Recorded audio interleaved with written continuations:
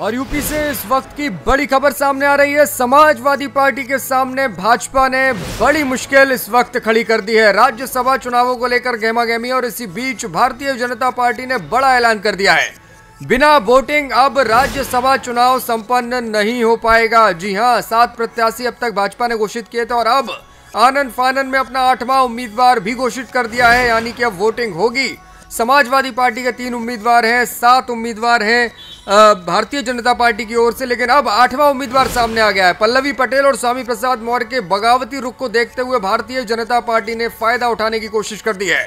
Samajwadi party के पूर्व नेता रहे हैं संजय सेठ, और उन्हीं को भाजपा ने अपना उम्मीदवार बना दिया, यानी कि सपा के विधायकों में सेंधमारी की पूरी कोशिश कर ली है। आंकड़ों के हिसाब से भाजपा के 7 राज्यसभा सांसद आसानी से चुने जाएंगे। सपा के पास अपने 3 सांसद जिताने के लिए सिर्फ 1 वोट कम है, और इस 1 वोट को लेकर अब बड़ा खींचतान होने जा रही है। भाजपा को संजय सेठ को जिताने के लिए चाहिए 14 वोट, यानी कि 14 वोट भाजपा को जुटाने होंगे। सपा, बसपा, कांग्रेस के जो तमाम विधायक हैं उनसे क्रॉस वोटिंग करानी होगी। संजय सेठ सपा विधायकों से क्रॉस वोटिंग कराने की कोशिश आसानी से कर सकते हैं, क्योंकि समाजवादी पार्टी के साथ जुड़े रहे हैं। समाजवादी पार्टी के कोषाध्यक्ष के तौर पर वो पहले काम कर चुके हैं, यानी कि सपा नेताओं के साथ उनके संबंध हैं, और ऐसे विधायकों को वो तोड़ सकते हैं। तमाम डील अंदर ही अंदर खाने कर सकते हैं। फिलहाल भाजपा ने बड़ा दांव चल दिया है। अखिलेश यादव के लिए बहुत बड़ी मुसीबत खड़ी हो गई है। 3 उम्मीदवार समाजवादी पार्टी ने मैदान में उतारे हैं, आलोक रंजन, जया बच्चन और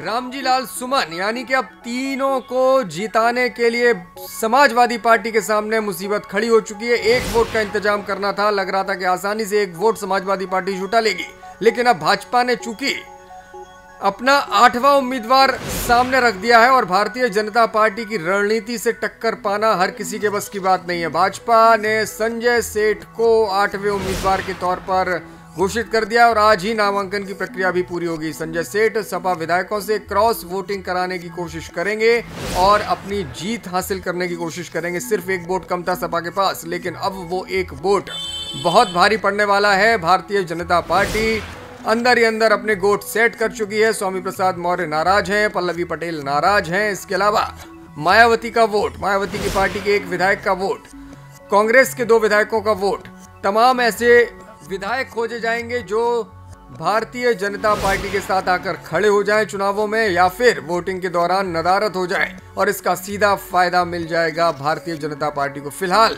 इस वक्त की बड़ी अपडेट, भारतीय जनता पार्टी ने बड़ा दांव चल दिया है समाजवादी पार्टी के 3 उम्मीदवारों के सामने।